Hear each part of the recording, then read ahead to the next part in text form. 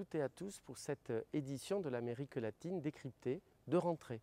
Les événements n'ont pas manqué ces dernières semaines en Amérique latine. Ils ont tout d'abord porté sur l'actualité politique en Équateur. Le premier tour de l'élection présidentielle, le 20 août dernier, a été marqué par une violence politique. Un des candidats favoris, Fernando Villavicencio, a été assassiné 10 jours avant le premier tour.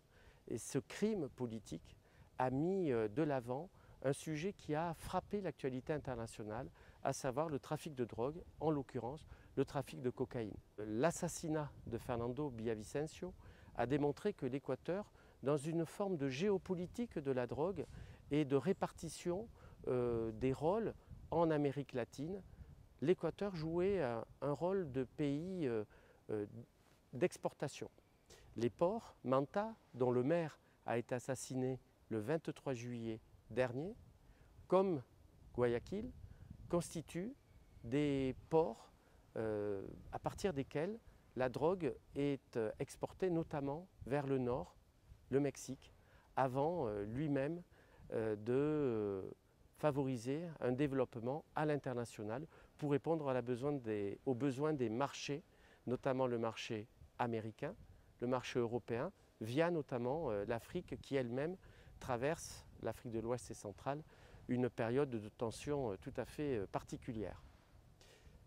L'Équateur, avec un second tour qui va se tenir le 15 octobre prochain, mais également l'Argentine.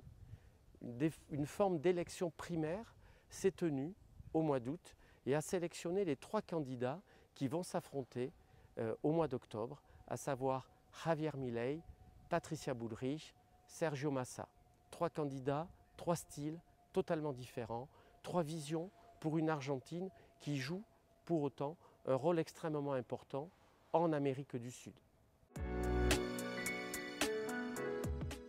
L'actualité politique, c'est également la prise de fonction d'un nouveau président au Paraguay, Santiago Peña, le 14 août dernier, qui a pris ses fonctions en fixant des objectifs, notamment économiques et de relance, extrêmement forts pour ce pays qui joue lui-même un rôle à l'intérieur du Mercosur. Une actualité politique, mais également économique, c'est la gestion de la sécheresse au Panama.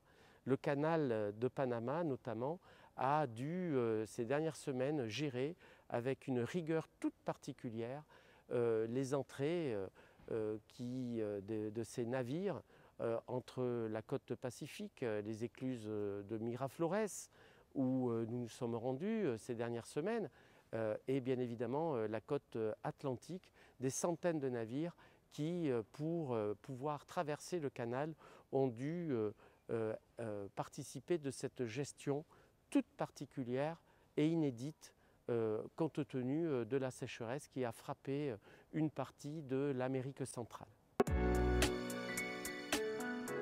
L'actualité a également marqué le monde culturel, artistique de l'Amérique latine.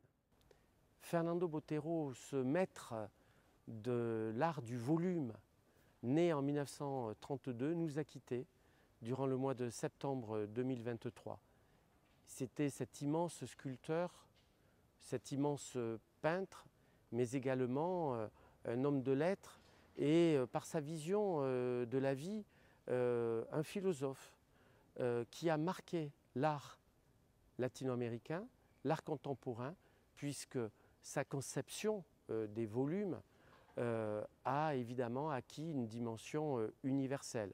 Nous nous souvenons tous de cette première œuvre qui l'avait rendu un personnage public dans les années 1950, en 1957, La nature morte à la mandoline, et depuis, des sujets très particuliers imprégnaient son art.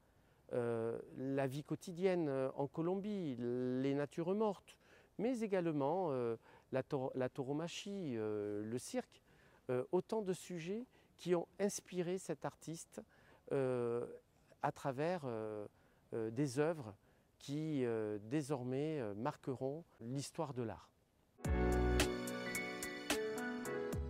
Du 23 au 29 septembre dernier, le festival Biarritz Amérique latine a rappelé la force de l'art cinématographique latino-américain.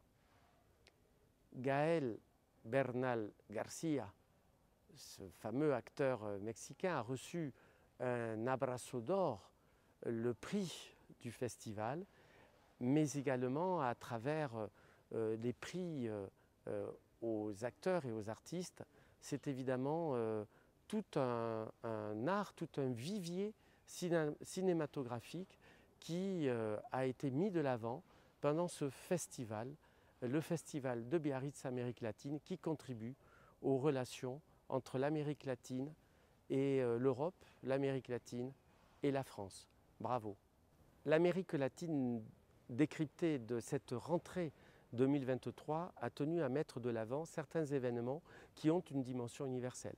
Sur le plan politique, la situation en Équateur nous met devant nos responsabilités quant à la problématique du trafic de cocaïne en l'occurrence, principalement produite en Amérique latine, en Colombie, Pérou, Bolivie. Mais également sur le plan culturel, nous avons voulu saluer la mémoire de cet immense artiste qu'est Fernando Botero et de son œuvre qui est à la fois à travers la peinture, la sculpture, mais les écrits, à travers une certaine conception de la vie qui nous interpelle et qui a participé de la richesse de cet art qui est désormais universel. Merci d'avoir suivi ce numéro de l'Amérique latine. À très bientôt. Muchas gracias a todas y a todos. See you soon. Hasta luego.